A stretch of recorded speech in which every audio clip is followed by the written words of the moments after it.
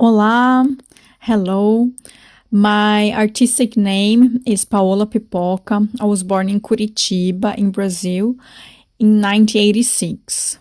I consider myself as a multi-artist because I love to create performance, installation, sculpture, video art, photography, sound, collage painting, writing, and so on. Usually, when I'm making an artwork, the inspirations come from my daily life. So some questions sometimes can be very subjective, like death and life, what we are doing here, and other times they can be very political, as like feminist artworks, social works, and environmental artworks. Well, I was born in Brazil, in Curitiba, in a very traditional middle-class Brazilian family. So I never had really someone to look for as an influence in my family as an artist to really go on in this career. So for me, it was quite hard, to see myself in this very traditional middle class family as an artist. And when I was a child, I used to be quite a long time by myself, drawing, making those little things. And I don't know why I always wanted to become an artist since I was a child. I really don't know why. Because for my family, it was a hippie thing, to be an artist was a hippie and was a really bad choice as a career. I was really lucky because my mom, throughout her job, she met an art teacher who used to teach in a really good art school in my city. And this art school at this time was free because it was something that the council would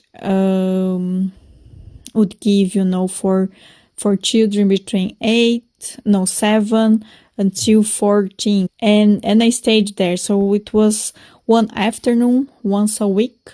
The school is called Centro Juvenil de Artes Plásticas in Curitiba. There I learned drawing, painting, theater, and also engraving, several techniques. And I stayed there from my 8 years old until I was 14. So it was a really long time.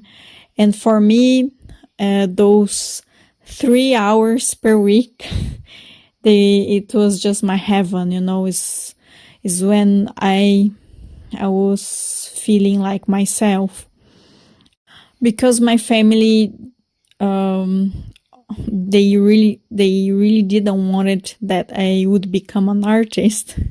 I tried to figure out a profession which should be closer to art, but not art.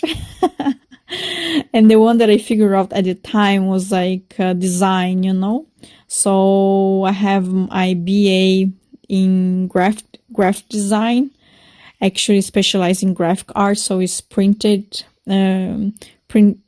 materials. I was working and doing very well, but then when I was in my 20s, my father passed away in a sudden way. And this trauma made me to rethink about my life, what I was doing with my life, and why I wasn't pursuing my dream to be an artist. And then I just went to London to learn English and also to work. And while I was there, I saw the opportunity, to go to university and really study art. And there I had the amazing opportunity. I did foundation art design at Chelsea College of Art and Design. And I got a place to do, I did a BFA at BFAR Fine Art at Slade School of Fine Art at UCL in London. Well, between my 20s and 30s, I finished my BFA in fine art, and I did several exhibitions and residencies and so on, and I worked also money-wise. It's quite hard to get money from art, but I wasn't feeling that that I was fulfilling what I'm doing, what I was doing. I got very overwhelmed because I was doing like, I don't know, 4 exhibitions per month. I was getting very tired and exhausted. And then a friend of mine from Brazil, he's an artist too. He found a MA, a master's degree in Finland that I did, MA in visual culture and contemporary art at Aalto University in Espoo in Finland. It was amazing. It was very fruitful because I could recenter myself.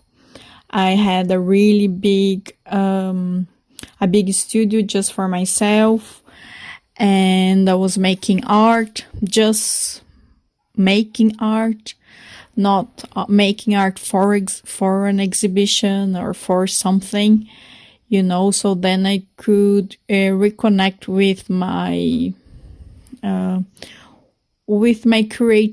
creative self, which was great because then I could see that I wanted to do more environmental art and also about sustainability and working with women rights and women issues. So I love artists, outside artists, and I think one of them that I would say is Efigenia. She is a Brazilian artist from my hometown. And when I was I think I was around 10 and 12, she used to have in Sunday market, the open Sunday market in my city that happens every Sunday. It's a really big market. She would have her tent there, and all her artwork is made from recycling objects. And also, so she would get dressed with this, make capes and whole costumes, and then tell stories to children with all those recycling materials. Also, I think she's a psychiatrist. She passed away. She was a famous psychiatrist. I think it's in the 70s and 60s. She was against lobotomy, those really hardcore ways of treating mental disease. So she wanted to, she actually was that introduced art therapy on the clinics, and also, I don't know how you call English, but mental institutions. And at the time, her name is Nice da Silveira. Her story, there is even a film about it. And also, I have several, like Hume of Clint, Nick de Santa Fe, also an outsider artist, Susan Hiller, Coco Fusco, Escher. At the moment, I'm living in Ibicoara, in Chapada Diamantina, in Bahia, state of Bahia, in Brazil, which is north of Brazil, really different where I come from in Brazil. And now I live in a really, really small city. I live in a village in Brejão, which is 20 kilometers from the small city. And here I have a project which calls Marcela do Campo, that I bought a land. So in this land is going to happen, is already happened this year, but was just one project. But I wanted that to call more artists and also do workshops that work through art to people, to teach people how to be more sensitive, and more and also about sustainability and art, because I think we have already lots of information what is going to happen with the planet if we don't take care of it, and informations about social problems. I think we have tons of information in the world that you live, especially with the internet, and not just think, feel. We need to feel, is when I think the things are going to change. So Marcela do Campo is this project that I'm working on. I'm still working on, of course, in my art, masks and painting, doing small sculptures, all those kind of things. But my main project is this one, Marcela do Campo. That is a place to help people to get contact with art, to be more sensitive, and also to be more aware of the environment and also the community. Something that I would say to my younger self, I believe, would be that I would say to my younger self is, don't give up, be yourself no matter what, and believe in yourself and believe in your art. I think this I would say, to my younger self. As I said, I love to create with different materials and different techniques. I like to dress up with my art, my wearable art. I like to walk around with my art.